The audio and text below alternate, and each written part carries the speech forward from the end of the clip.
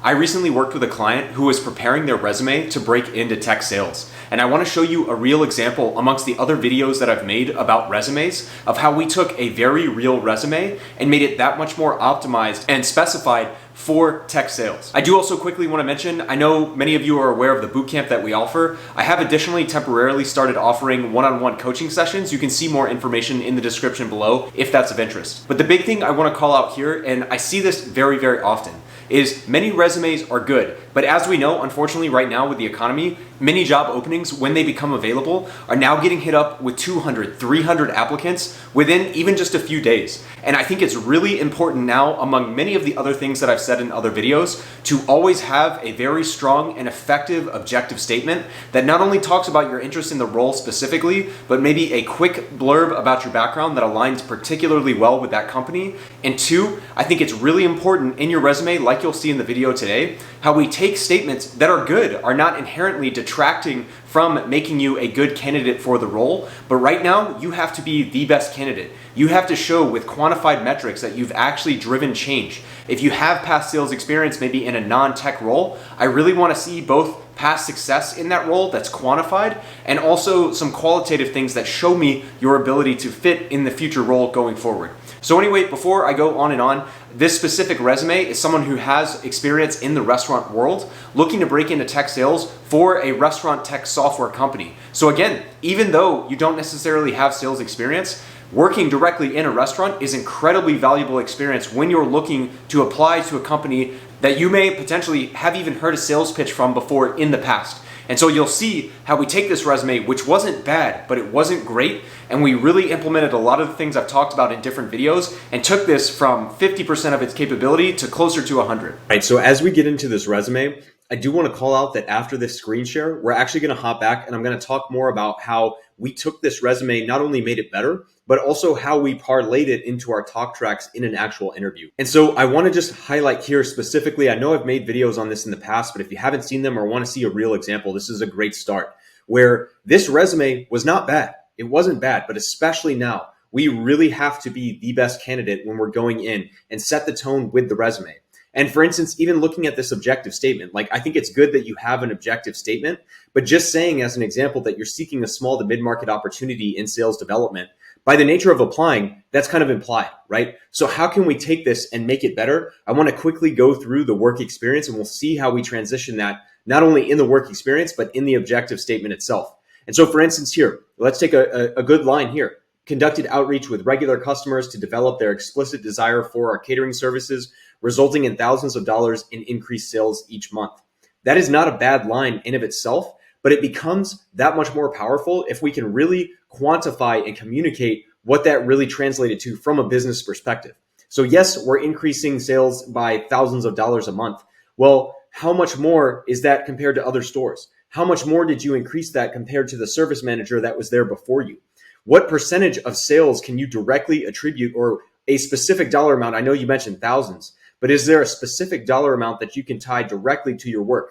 By extension, how much outreach did you do? You're talking about conducting outreach with regular customers. What did that look like from a call, email, outreach perspective, right?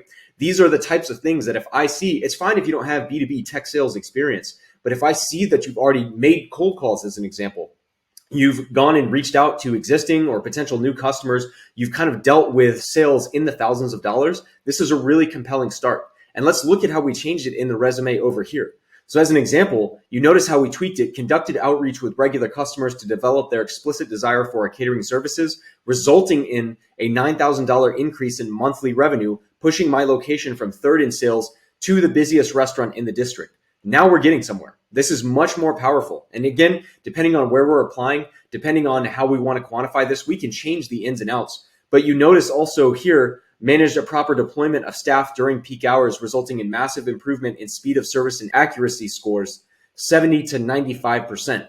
And you look at the old stat here, manage proper deployment of staff during peak hours, resulting in improvement in speed, making our customers happy, putting the restaurant in a position to send crew members home earlier, cutting back on labor costs. And again, this is a lot of things. If you haven't been in sales before, this is good, but it's the surface level of what we want to do. And what the great thing is working with this individual, when we quantify these different metrics, it looks that much more powerful, and it conveys to me that when you're talking to me as a sales manager, if you're an SDR on the phone, you're not going to sit there and just tell the prospect that our technology is the latest and greatest, or it's better than our, more cost effective than our competitor. You're actually going to be able and think in the way that the business owner that you're calling, that the individual developer that you're calling, you're going to be able to think and extract information in a way that is meaningful to both parties. Lastly, again, I would call out in the objective statement, we look at how we transition this from kind of a generic, seeking a small to mid-market opportunity in sales development. Like, okay, I mean, that's cool, but that's kind of implied, right? And especially if you're targeting, as an example, a restaurant POS tech, or you're going after project management software, right? The beauty is when you construct your resume this way, you're showing clear sales and or business outcomes, while in the objective, you can quickly tweak that to the type of company you're applying for. So maybe you want to go after that restaurant POS technology company, highlight the fact that you have extensive restaurant management experience and you're transitioning to an opportunity with restaurant POS technology. It's okay if you've never sold it before. The fact that you were potentially an end user of the technology that you want to sell is a huge value add when I'm considering interviewing you as well. And again, by extension, if you're trying to break into tech sales cold for the first time, if you have some sort of exposure to cloud technology, if you're a former engineer, even if you've never worked with like cloud native app development, like I was an electrical engineer, I worked more on circuits and kind of chip components, et cetera, signal processing. That doesn't mean I've developed like a mobile application or something that's completely cloud native, but I've been in that environment. And as an example, in my case, like I've mentioned in other videos, I quantified my engineering experience in the way that it created a positive business outcome. So with that being said, I hope that gives you an overview, and I'm going to transition back out of this screen share to talk about how we take these talk tracks and make the interview that much more effective. I've made a couple of videos and I'm not going to go into much depth here, but again, the point being, especially with an objective statement, grab my attention as to why I want to interview you. They're actively looking for a reason to quickly disqualify you. So flip the script. If you have a strong objective statement, in the example of this restaurant POS software applicant, right? If I see someone with extensive restaurant experience is breaking into tech sales, I'm much more intrigued and interested in interviewing them versus some random person who's out of nowhere trying to break into tech sales, right? And while yes, you're always going to compete against people that have past experience, again, if you're quantifying these things in your resume, if you're using the resume as a storyboard for you in the actual interview to walk through how you increased sales, how you called existing customers, how you led change at this company, etc., right? If you have a well-constructed resume, it gives you a way to think through the interview and walk that person through your experience much more fluidly, as opposed to showing up and kind of being scared and reacting to everything that's happening to you. So again, I've got many other videos. I'll link a few in the description below that talk about these topics even further.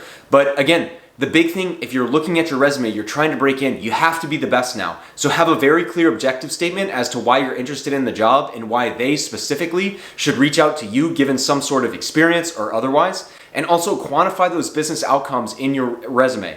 It's good if you've done things like led change. It's good if you've done things like convince important stakeholders or C-suite executives to do things. But again, even further, go that one step further and quantify that impact. Quantify the result that you achieved, and it will show that you're already thinking in the way that many salespeople have to communicate to high-level executives and beyond. Hope that helps, and we'll see you in our next video. Thanks.